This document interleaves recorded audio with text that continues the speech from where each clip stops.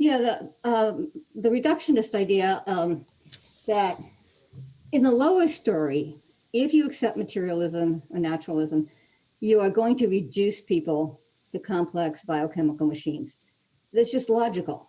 It's going to happen. And it's called reductionism because reductionism simply means reducing something to a lower value or status. Right. And it's inevitable that if you have this two-story worldview, you're going to be reductionist. You're going to reduce human beings to something less. And again, the contradiction, I find it amazing that so many leading thinkers are willing to talk about it now. The example that my students remember the best is Rodney Brooks of MIT, or I think he's emeritus now, but he was the head of the artificial intelligence lab at MIT. Mm-hmm.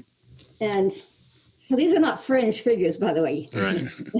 Their views sound pretty extreme, but these are leading thinkers.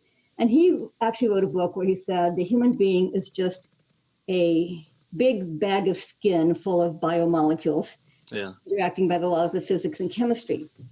And then he goes, oh, I realize in ordinary life it's hard to see people that way. But he says, when I look at my children, I can, if I force myself, see that they are machines. Yeah, yeah. And then he says, do I treat them that way, though? Of course not. I give them my unconditional love, even though that's really not even rational within my worldview. Yeah. Yeah. And then you say, well, how does he reconcile this? Yeah, how do you live with something like that, right? How do you, yeah.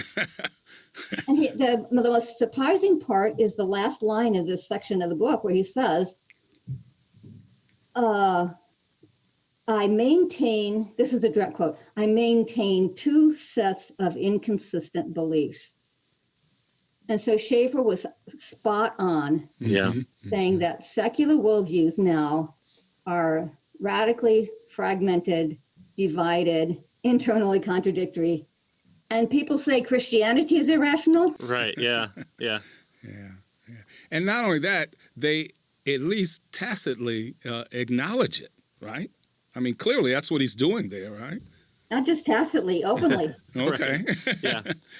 But, I mean, you do have people today, you have, like Neil deGrasse Tyson or maybe some of the new atheists that I like to kind of pull the clips from their interviews with people like Joe Rogan and stuff, where they try and make this like, okay, I'm a man of science, I know these things, and here's how to live from that. And we just covered a book by Dr. Mick Stokes called How to Be an Atheist, where essentially these new scientists are trying to be the new moralists because they kicked out all the philosophers for spouting nonsense and all the theologians for believing, magic sky fairies. But this is how you live and how we should take care of each other. It never flows from that first floor tiers of what you're talking about. Yeah, I think the most dramatic example that I found was the guy you mentioned earlier, Slingerland. And he's, interestingly enough, he's not a scientist. He's a literary person who's talking to fellow artists and telling them, hey, fellow artists, you need to accept this materialist worldview too. But the interesting thing about him is, on the one hand, he uses that language too of you can't really live it. You can't really believe that we are robots, just, operating by purely material forces.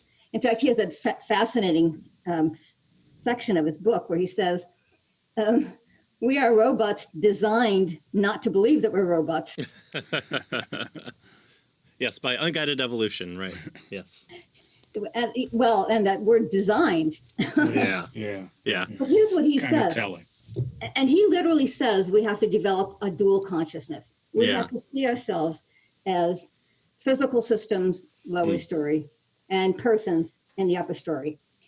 And like Rodney Brooks, though, he also says the hardest place to apply this is your children. And he talks about his daughter. And he says, on the one hand, if I think of my daughter as just a complex robot carrying her genes into the next generation, right? The selfish gene idea. Right. He says, that very idea is, and listen to this, listen to the words he uses. He says that very idea is bizarre and repugnant to me. He says it inspires a kind of emotional revulsion. And in fact, he says, if you don't feel that revulsion, something's wrong with you. Yeah. And he says there are some people who can do that, right? Who can treat one another in instrumental, mechanistic terms. He says, but we label such people psychopaths. Right. Yeah. And we rightly try to identify them and lock them away. Yeah. So here's a guy who, this is amazing. He is willing to say, I adopt a two-story worldview, and I'm urging you to adopt this view that he himself admits is bizarre and repugnant, Yeah. that ought to inspire revulsion and would justify us in locking people up if they actually believed it. Yeah.